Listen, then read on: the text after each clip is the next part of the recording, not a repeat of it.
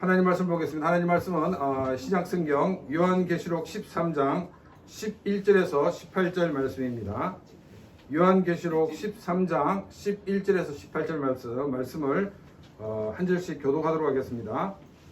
내가 보매 또 다른 짐승이 땅에서 올라오니 어린 양같이 두 뿔이 있고 용처럼 말하더라. 그가 먼저 나온 짐승의 모든 권세를 그 앞에서 행하고 땅과 땅에 사는 자들을 처음 짐승에게 경배하게 하니 곧 죽게 되었던 상자가 낳은 자니라. 큰 이적을 행하되 심지어 사람들 앞에서 불이 하늘로부터 땅에 내려오게 하고 짐승 앞에서 받은 바 이적을 행함으로 땅에 거하는 자들을 미혹하며 땅에 거하는 자들에게 이르기를 칼에 상하였다가 살아난 짐승을 위하여 우상을 만들라 하더라. 그가 권세를 받아 그 짐승의 우상에게 생기를 주어 그 짐승의 우상으로 말하게 하고 또 짐승의 우상에게 경배하지 아니하는 자는 몇이든지 다 죽이게 하더라. 그가 모든 자 곧 작은 자나 공자나 부자나 가난한 자나 자유인이나 종교들에게 그 오른손에나 이마에 표를 받게 하고 누구든지 이 표를 가진 자 외에는 매매를 못하게 하니 이 표는 곧 짐승의 이름이라 그 이름의 수라.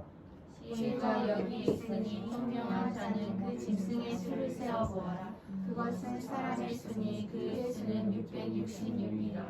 아멘. 우리가 요한계시록 하면은 제일 먼저 떠올라야 되는 것이 예수님의 재림이어야 합니다. 또 아니면 우리가 이 어려운 시대에 우리가 어떻게 믿음으로 살 것인가를 생각해야 되는데, 근데 대부분 많은 사람들은 오늘 본문 말씀에 나와 있는 이 666에 대해서 더 많은 관심을 가지고 있는 것을 보게 됩니다. 과연 이 666이 뭘까? 이런 의문은 이 크리스찬들만이 가지고 있는 것이 아니라 성경을 조금 아는 이 불신자들도 많은 의문을 가지고 있습니다. 그래서 이 666에 관련된 이 많은 영화가 있는 것을 우리가 볼 수 있습니다. 오늘은 먼저 땅에서 올라온 짐승이 무엇인가, 그리고 그가 무엇을 했는가, 그리고 이것이 우리에게 어떤 교훈을 주고 있는가를 우리가 살펴보고, 그리고 666이 우리에게 주는 의미가 무엇인가를 함께 생각을 해보고자 합니다. 지난주와 지난주 두 주에 걸쳐서 바다에서 올라온 짐승에 대해서 우리가 살펴보았습니다. 하나님 없는 삶, 그리고 내가 주인인 삶이 바로 짐승의 삶이라고 말씀을 드렸습니다. 로마의 황제나 혹은 이 대기업의 그 회장만이 짐승이 되는 것이 아닙니다. 내가 나의 인생의 주인일 때 내가 바로 짐승이 되는 것입니다. 오늘 본문에서는 또 하나의 다른 이 짐승을 소개하고 있습니다. 11절 말씀입니다. 내가 보매 또 다른 짐승이 땅에서 올라오니 어린 양같이 두 뿔이 있고 용처럼 말하더라. 이 13장 1절에서 등장하는 이 짐승은 바다에서 올라온 짐승이라고 말하고 있습니다. 그런데 이 두 번째 등장하는 짐승은 이 땅에서 올라왔다, 정확하게 얘기하면 땅 속에서 올라왔다라고 말하고 있습니다. 바다에서 올라온 짐승이 그 활동 반경이 제한되어 있고 또 활동하는 시간들이 제한되어 있는 것을 우리가 살펴보았습니다. 또 여기 땅 속에서 올라왔다는 것 역시도 활동 반경에 제한이 있다는 것을 우리에게 말하고 있습니다. 또 이 땅 속에 사는 동물들이 이 땅 밖으로 나왔을 때 보면 이 동물들이 자유롭게 움직일 수 없습니다. 더군다나 이 땅 속에 사는 동물들은 눈이 태화되어서 사실 이 밖에 나오면 볼 수가 없는 것을 우리가 알 수 있습니다. 그래서 땅에서 올라온 짐승이라는 이 말은 객관적으로 모든 것을 볼 수 있는 눈을 가지고 있지 못하다 하는 것을 보여줌으로써 이 땅에서 올라온 짐승도 문제가 있는 존재라는 것을 알려주고 있습니다. 또 이 땅에서 올라온 짐승의 특징을 보게 되면 어린 양같이 두 뿔이 있다라고 말하고 있습니다. 그런데 이 생김새는 다르게 이 용처럼 말하더라고 이야기를 하고 있습니다. 이것은 땅에서 올라온 이 짐승의 이중성을 보여주고 있습니다.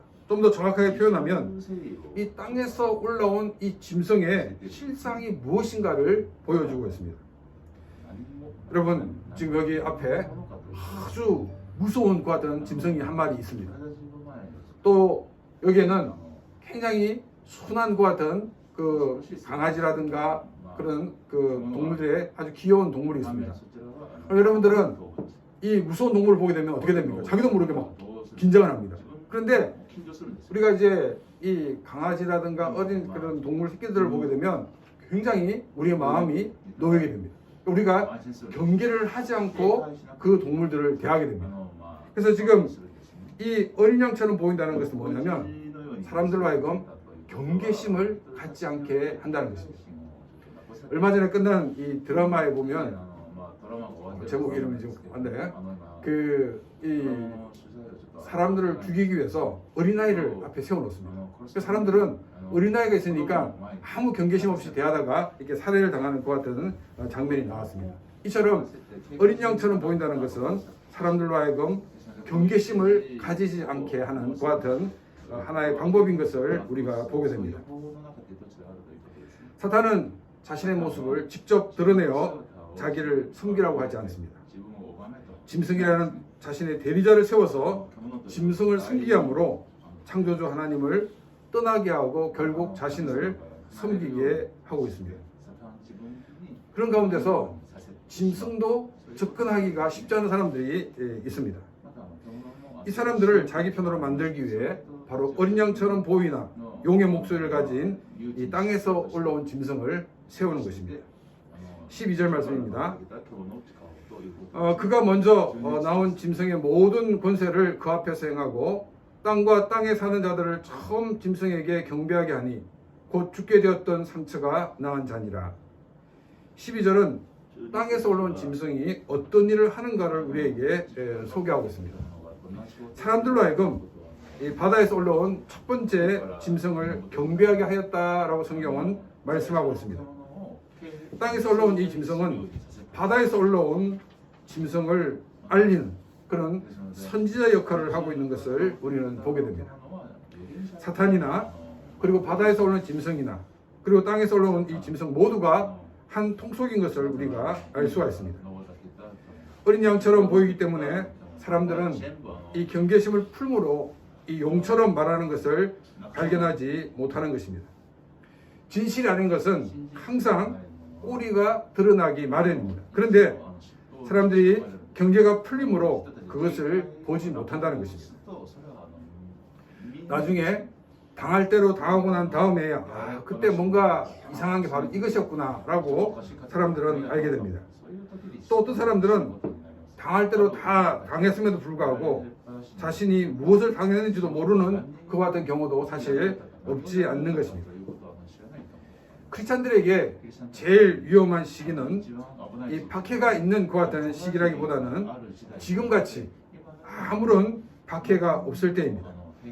박해의 시기에는 누가 적인지 또 무엇이 신앙을 버리는 것이 명확한 선이 보입니다.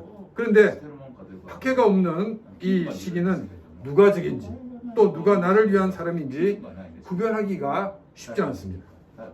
신앙을 버리는 선이 어디까지인지 명확히 구별하기가 쉽지 않습니다. 평안할 때는 대부분 나에게 쓴소리를 하는 사람이 자신의 적이라고 생각하기가 쉽습니다. 또 이 자신이 평안하고 안정되면 그것이 큰 문제가 없는 것이라고 쉽게 받아들인다는 것입니다. 바로 이것 때문에 신앙을 버리는 결정적인 계기가 되어 버립니다. 그래서 우리에게 필요한 것은 진리 가운데 살아가는 것입니다. 믿음 가운데 늘 깨어있는 삶을 살아가는 것입니다. 나의 선택이 과연 성경적인 선택인지 늘 고민하면서 자신을 점검해 보아야 하는 것입니다. 우리가 이런 고민을 하지 않고 또 점검을 해보지 않는다면 자신도 모르는 사이에 잠식되어 버리고 마는 것입니다. 또 세상의 조류에 떠내려가고 마는 것입니다. 늘 하나님의 말씀으로 자신의 생각과 자신의 삶을 점검해 보시기를 바랍니다. 그래서 우리가 분별력 있게 하나님의 사람으로 이 땅을 사는 그런 귀한 삶이 되시기를 바랍니다. 13절 말씀입니다. 큰 이적을 행하되 심지어 사람들 앞에서 불이 하늘로부터 땅에 내려오고, 땅에서 올라온 이 짐승은 바다에서 올라온 짐승을 섬기도록 하기 위해서 많은 기적을 보이는 것을 보게 됩니다. 불이 하늘에서 떨어지는 그런 역사가 있고, 또 많은 역사가 있는데 14절 말씀 보겠습니다. 짐승 앞에서 받은 바 이적을 행함으로 땅에 거하는 자들을 미혹하며 땅에 거하는 자들에게 이르기를 칼에 상하였다가 살아난 짐승을 위하여 우상을 만들라 하더라. 이 땅에서 올라온 짐승이 보여주는 이 이적을 통해서 사람들의 마음이 미혹되었다라고 말하고 있습니다. 이 미혹된 이 틈을 타서 바다에서 올라온 짐승의 우상을 만들도록 하였습니다. 이 바다에서 올라온 짐승을 어떻게 표현하고 있냐면 14절에서는 칼에 상하였다가 살아난 짐승이라고 표현하고 있고, 또 12절에서는 곧 죽게 되었던 상처가 나은 자라고 표현하고 있습니다. 여러분, 이 두 가지 표현을 보게 되면 어디서 굉장히 많이 들은 듯한 그런 느낌이 없습니까? 한 번도 안 들었습니까? 처음입니까? 예, 우리는 이 말을 통해서 지금 땅에서 올라온 짐승이 바다에 올라온 이 짐승을 죽음에서 부활하신 예수님과 오버랩을 시키고 있는 것을 우리가 보게 됩니다. 이것은 바다에서 올라온 짐승이 모든 것의 주권자이고 또 구원자라는 것을 알리기 위한 작전인 것을 우리는 보게 됩니다. 더 이상 하나님이 필요 없다는 것입니다. 더 이상 눈에 보이지 않는 하나님을 섬길 것이 아니라 눈에 보이는 바로 이 짐승을 경배하는 것이 유일한 길인 것처럼 보여주고 있는 것입니다. 땅에서 올라온 짐승은 바다에서 올라온 이 짐승의 선지자 역할을 하고 있다라고 말씀을 드렸습니다. 그렇다고 이들이 늘 종교적인 모습으로 있다는 것은 아닙니다. 로마 시대에는 이 황제 숭배라는 것 같은 종교가 되었습니다. 일본의 이 군국주의 시대에도 천황을 신이라고 숭배하는 종교가 되었습니다. 근데 독일의 히틀러나 또 구소련의 스탈린이나 또 혹은 북한의 김일성은 그 나라에서 그 시대의 절대적인 존재로 믿었습니다. 이처럼 사람을 절대화시키는 것은 바로 땅에서 올라온 짐승의 행위인 것입니다.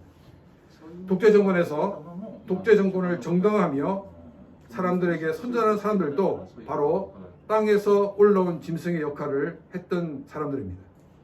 이들은 자신들이 나라와 민족을 위하여 이런 일을 한다라고 말하면서 자신의 악을 정당화시켰지만은 뒤에서는 자신의 배를 채웠던 것입니다.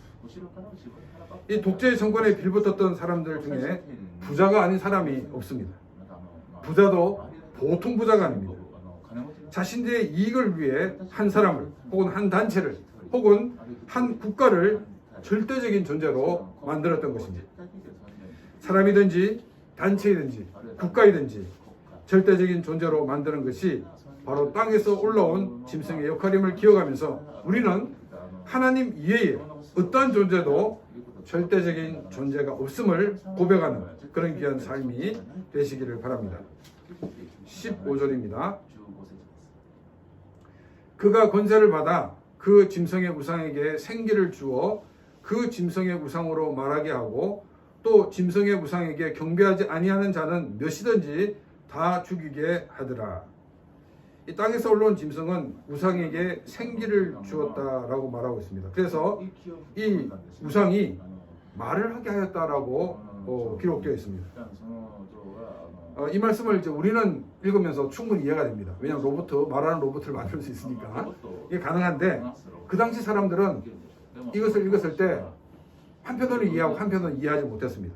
왜냐하면 이 고대의 신전에서 일하는 제사장들은 마술을 굉장히 잘 행했습니다. 이 마술은 눈속임입니다. 사람을 속이는 겁니다. 또 그들 중에는 복화술을 하는 사람들이 있었습니다. 여러분 복화술 들어보셨습니까? 예. 입은 이렇게 열지 않는데 소리가 나는 거예요. 보통 이제 우리가 이 인형 가는 사람들을 보게 되면 자기는 가만히 있는데 인형이 이렇게 말을 하죠, 그죠? 입을 다물고 있는데 그것이 바로 복화술입니다. 입을 열지 않는 가운데서 얘기하는. 그래서 이 사람들 앞에서 우상이 말하는 것처럼 보이는데 실상은 이 우상이 말하는 게 아니고 제사장이 얘기를 하고 있는 거예요. 그래서 사람을 속이는 것 같은 것을 말하고 있습니다. 이 거짓과 눈속임으로 사람들로 하여금 우상을 숭배하게 만들었습니다. 땅에서 올라온 짐승의 이러한 노력에도 바다에서 올라온 이 짐승의 우상에게 경배하지 않는, 그 우상을 섬기지 않는 사람들이 있었습니다. 이러한 사람들에 대해서 어떻게 했냐면 우상에게 경배하지 아니한 자는 몇이든지 다 죽이게 하더라. 양처럼 생겼는데 그 양처럼 생긴 그 짐승이 바다에서 올라온 우상을 섬기지 않자 다 죽여버려. 한 명이라도 남김없이 다 죽여버려. 이렇게 명령을 내렸던 것을 우리는 보게 됩니다. 요한계시록을 받아보는 이 7교회 성도들은 이 말씀이 너무나도 절실하게 느껴졌을 것입니다. 21세기에 살고 있는 우리들은 어떻습니까? 우리들은 직접적인 핍박이 없기 때문에 이 말씀이 우리와 상관없다라고 생각하기 쉽습니다. 그러나 중요한 것은 뭐냐면 짐승을 숭배하느냐 아니면 죽느냐는 문제가 사실 우리에게도 직면해 있다는 것입니다. 우리는 우리의 삶 속에서 이런 결단을 우리에게 요구되어질 때 우리는 정말 죽음 앞에서 그 죽음을 선택할 수 있는 삶을 살아야 한다는 것입니다. 16절입니다.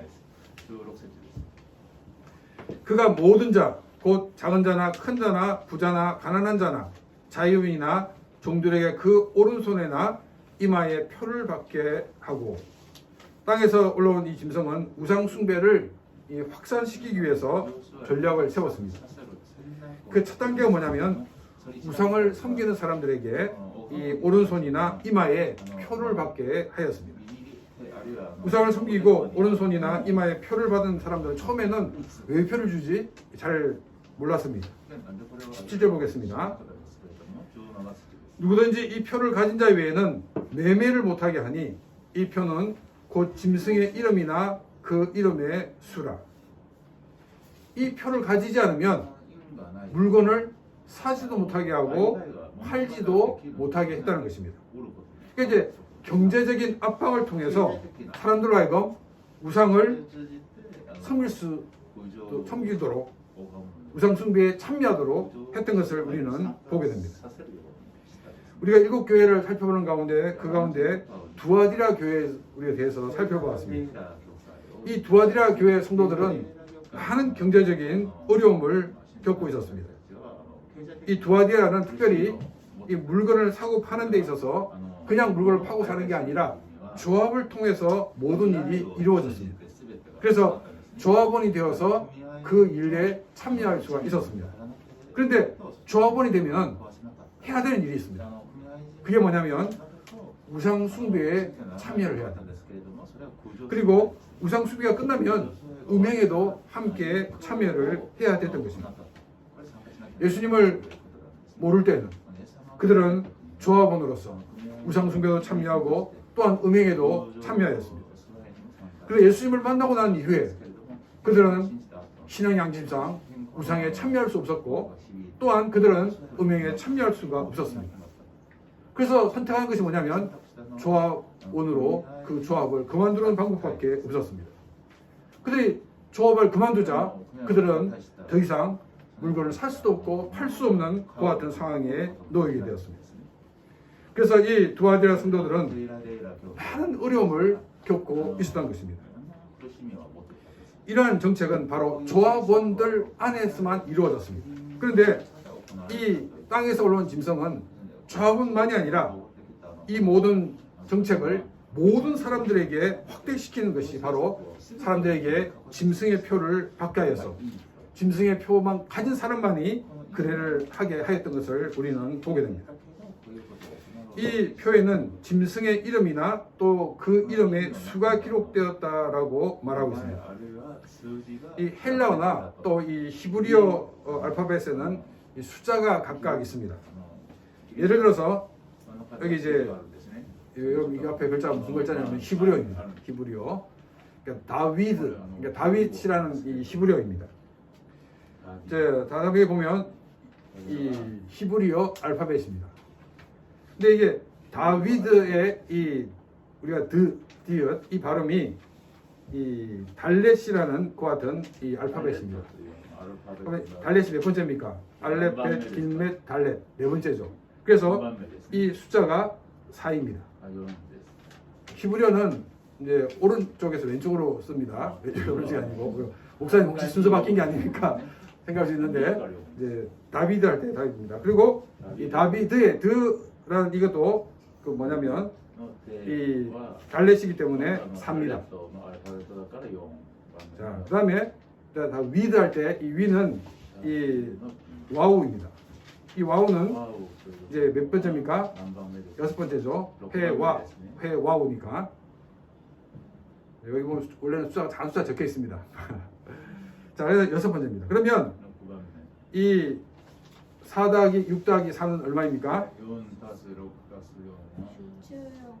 네, 14입니다.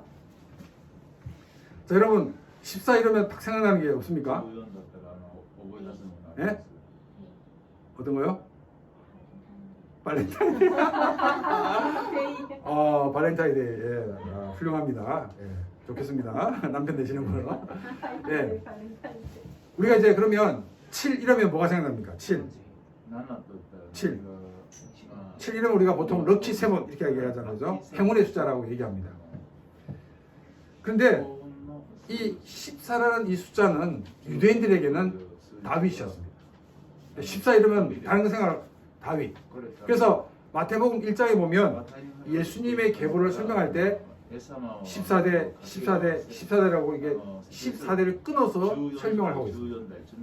왜냐하면 예수님께서 바로 다윗의 후손으로 오신다는 메시아가 바로 이 예수이시다 하는 것을 보여주기 위해서입니다.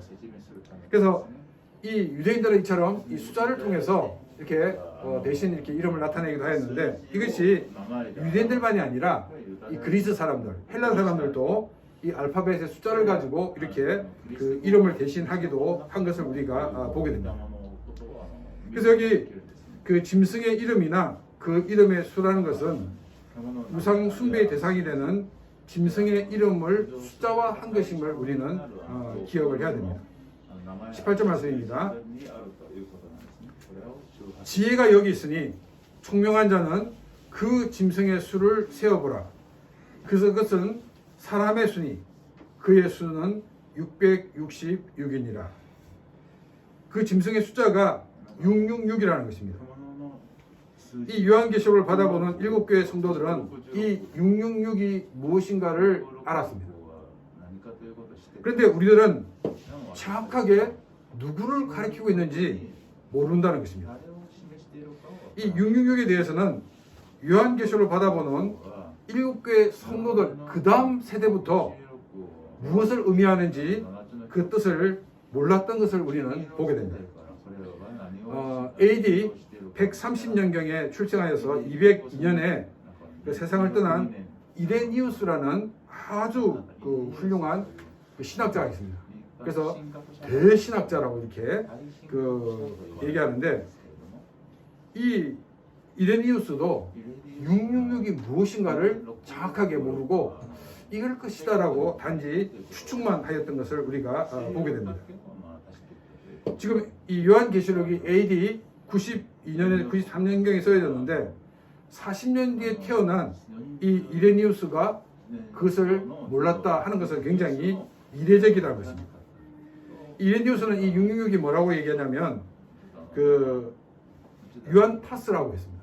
그 숫자를 대보면 666이 나옵니다. 666이 나옵니다. 근데 이 이레니우스는 이 유안타스가 뭔지를 얘기를 안 한 거예요. 그러니까 오히려 사람들에게 수수께끼만 하나 더 던져놓고 그냥 세상을 떠나버리고 말았습니다. 근데 보통 우리가 이 666은 이 로마의 5대 황제인 이 네로라고 보고 있습니다. 이 네로라는 이 단어를 이 라틴어로 쓰면 네론입니다. 네론인데 그 숫자의 합이 그 666이 됩니다. 그래서 이 비록 요한계시록이 기록된 25년 전에 네로가 죽었지만은 네로가 했던 그 만행은 사실 이 악의 화신으로서 계속 사람들 속에 각인되어 있었습니다. 예수님이 오시기까지 끊임없이 나타날 이 짐승은 네로와 같이 온갖 악을 행하고 또 크리스천들을 박해하는 존재들입니다. 이러한 짐승의 상징적인 숫자가 바로 666이라는 것입니다. 1980년대에 그 기독교 소동가를 휩쓸었던 책들 중에서 이 종말론에 관한 책들이 많이 있습니다. 그 가운데서도 이 컴퓨터의 바코드가 666이다라는 것도 있었습니다. 이 사람들은 이 브뤼셀에 있는 대형 슈퍼컴퓨터가 있는데 그 컴퓨터 이름이 뭐냐면 짐승이다. 짐승, 비스트라고 이렇게 이야기를 하였습니다. 그래서 이 컴퓨터에 의해서 만들어진 이 바코드가 찍힌 물건을 쓰는 것은 결국 짐승을 섬기는 일이 된다라고 이야기를 하였습니다. 그리고 한 걸음 더 나가서 뭐라고 얘기하냐면 우리 몸에 특히 오른손이나 이마에다가 그 바코드를 집어넣을 것이다. 이렇게 얘기했습니다. 왜냐하면 우리가 이제 신용카드를 들고 다니다 보면 잊어버릴 수가 있습니다. 그래서 신용카드 바코드를 우리 몸에다가 새겨 넣는다는 거예요. 근데 이 모든 기능을 다 통합해가지고 우리 몸에 바코드를 집어넣고 그것을 가지고 사람을 조종한다라고 이야기를 하였습니다. 만약 이 바코드가 없으면 물건을 살 수도 없고 물건을 팔 수도 없는, 그래서 이 땅에서의 정상적인 생활을 할 수 없게 된다라고 이야기를 하였습니다. 그런데 우리가 이 오른손이나 이마에 표를 바꾸라고 되어 있는데 여기 바코드는 안에 집어넣는 거예요. 우리 몸 안에 집어넣습니다. 그런데 여기 오른손에 혹은 이마에라는 이 에는 위라는 말입니다. 그러니까 이 사람들이 헬라어만 제대로 읽었다 그러면 우리가 잘못 생각하고 있구나라고 생각할 텐데 이 사람들은 바코드를 우리 손 안에 집어넣고 이마 속에다 집어넣는다고 했거든요. 근데 원어는 손 위와 또 이마 위에 표를 준다라고 얘기하고 있습니다. 근데 실제적으로 역사 속에서 이 손이나 이마에 표를 받은 사람들은 없습니다. 단지 자기가 섬기는 그 황제에 대해서 충성의 표시로서 예를 들어 자기 손이나 이마에 표를 넣기는 했지만은 일반적인 사람은 넣지 않았습니다. 그래서 이 표현 자체도 하나의 상징적인 표현인 것을 우리가 알 수가 있습니다. 사실 이제 그 당시 80년대 당시 사람들은 이것도 첨단의 어떤 하나의 문화를 얘기했던 것입니다. 근데 우리가 지금 이 시점에 볼 때는 별거 아닌 얘기를 가지고 하고 있구나라고 생각하고 있습니다. 왜냐하면 요즘은 이 바코드 넣지 않고 이 동공을 가지고도 신분을 확인할 수 있기 때문입니다. 이 짐승에 쓰인 이 666은 요한계시록을 받아보는 이 7교회 성도들은 누구를 가리키니 정확하게 알고 있었지만은 한 세대가 지나면서 누구를 가리키고 있는지 전수가 되지 않았습니다. 저는 이러한 역사적인 자료를 보면서 굉장히 이례적인 일이라고 생각이 들었습니다. 대부분의 성경의 내용과 해석의 방법들이 사도들에 의해서 가르쳐지고 그 사도로부터 직접적으로 교육을 받은 이 사도들의 제자, 우리는 이제 속사도라고 얘기하는데 일본어에서는 사도교부라고 이렇게 얘기합니다. 이 속사도들이 그것을 배워가지고 자기의 제자들에게 또 가르친 거예요. 그 사람들은 교부입니다. 그래서 이런 가르침이 계속적으로 이렇게 전승되어 왔는데 지금 이 666에 대해서는 그 세대가 끝나면서 그 의미를 알 수가 없게 되었다는 것은 정말 이례적이다는 것입니다. 그럼 우리는 이런 여러 가지 자료를 통해서 볼 때 우리가 추정할 수 있는 것은 뭐냐면 이 666이 누구인지를 찾지 말라는 것입니다. 만약에 666이 누구인지를 정확하게 알 필요가 있다 그러면 성경은 우리에게 분명한 근거를 제시하고 또 그것이 계속적으로 전승이 되었을 것입니다. 그런데 한 세대로 이미 그 의미 전달이 끝났다는 것입니다. 그렇기 때문에 이 666이 누구인지를 찾을 필요가 없다 하는 것을 우리에게 알려주고 있습니다. 만약에 예를 들어서 네로다 이렇게 결정이 됐을 경우 우리는 두고두고 네로만 욕할 것입니다. 자신은 네로보다 더 악한 행동을 하면서도 자신은 짐승이 아닌 거예요. 왜냐하면 이미 성경은 네로가 짐승이라고 얘기했기 때문에 그게 네로 짐승이지 나는 상관이 없다라고 말할 수가 있기 때문입니다. 창조주 하나님을 기억하지 못하는 것만이 아니라 내가 내 인생의 주인으로 살아가는 것. 그것이 바로 짐승의 행위인 것입니다. 짐승이냐, 짐승의 선지자냐, 어떤 특정인이 아니라 바로 나도 그 짐승이 될 수 있다는 것을 우리는 잊어서는 안 되는 것입니다. 내가 나를 부인하지 않으면 내가 짐승이 될 수 있고, 내가 짐승의 선지자로 많은 사람들로 하여금 하나님이 기뻐하지 않는 길을 걸어가게 하는 사람이 될 수 있다는 것을 우리는 잊어서는 안 되는 것입니다. 로마에 박해가 있을 때 크리스찬들은 크게 세 부류로 나누어졌습니다. 한 부류는 잡혀서 순교를 당했습니다. 물론 일부러 잡혀서 순교를 당하지는 않았습니다. 그래서 순교를 당한 한 부류가 있습니다. 이 두 번째와 세 번째는 이제 살아남은 사람들의 모습입니다. 두 번째는 어떤 유형이냐면 황제 순교를 하고 크리스찬으로 사는 것입니다. 이것은 마치 일본의 그 금교령이 내려질 때, 그래서 기독교를 박해하고 있을 가운데 그 상황과 굉장히 비슷하다라고 말씀을 드릴 수 있습니다. 일본 이 막부에서는 이 크리스찬을 색출하기 위해서 예수님의 그려진 그 성화를 가져왔습니다. 그래서 그걸 후미에라고 얘기하는데, 후미에를 두고 밟으라 이렇게 얘기했습니다. 그래서 신앙을 가지고 내가 밟지 못하면 그 사람을 처형시켰습니다. 그런데 그걸 밟고 지나가는 사람이 있는 거예요. 그런데 이제 막부 사람들이 떠나고 난 다음에 원래 숨어서 하나님께 예배하는 그런 사람들이 있었습니다. 그래서 이 사람들을 우리가 카쿠레 키리스탄이라고 합니다.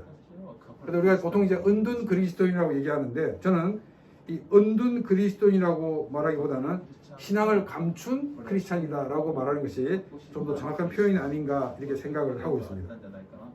왜냐하면 카쿠레 키리스탄 이러면, 숨은 은둔 그리스도인 그러면 마치 카타콤의 순교자와 같다라고 생각을 하기 쉽습니다. 그런데 이 일본에 있는 카쿠레 키리스탄은 황제 순교를 하고 크리스찬으로 사는 사람들과 거의 같은 모습입니다. 그런데 카타콤의 순교자들은 어떤 모습이었냐면, 자기가 짐승을 순교할 수 없습니다. 황제를 순교할 수 없습니다. 그래서 자기의 집과 자기의 재산과 자기의 명예와 모든 것을 두고 지하 묘소인 카타콤으로 가서 그곳에서 함께 생활을 했던 것을 우리가 보게 됩니다. 자기가 만일 황제 순교를 하고 있다 그러면 자기의 집을 떠날 필요가 없습니다. 자기의 재산을 포기할 필요가 없습니다. 자기의 명예를 포기할 필요가 없습니다. 그러나 황제 순교를 할 수 없었기 때문에 그들은 이 모든 것을 두고 카타콤에 가서 이 신앙생활을 했던 것을 우리가 보게 됩니다. 그 중에 어떤 사람은 로마의 아주 유명한 가문의 그런 귀족도 있었습니다. 또 어떤 사람은 기독교인을 색출하는 사람이었는데, 이 크리스찬들의 삶을 보고 동화되어서 이제 신앙의 공동체인 이 카타콤으로 간 사람들도 있습니다. 순교를 당하지 않으면 카쿠레 키리스탄으로 사느냐 아니면 카타콤의 순교자로 사느냐 선택을 해야 될 때가 많이 있습니다. 카쿠레 키리스탄으로 살면 내가 살고 있는 것을 떠나지 않아도 됩니다. 나의 이익을 포기하지 않아도 됩니다. 카타콤의 순교자로 살 경우 우리는 모든 것을 버려야 됩니다. 또한 이러한 삶이 언제까지 지속될지 모른다는 것입니다. 요한을 통해서 또 7교회 성도들에게 이 짐승에 관련된 이야기를 하는 이유가 무엇이겠습니까? 카쿠레 키리스탄으로 살아서는 안 된다는 것을 보여주고 있습니다. 믿음을 지키는 것 때문에 손해가 와도 우리는 그 손해를 기꺼이 받아들여야 하는 것입니다. 믿음을 지키기 위해 나의 모든 것을 버려야 될 때 우리는 나의 모든 것을 버릴 수 있는 삶이 바로 카타콤의 순교자의 삶이 되는 것입니다.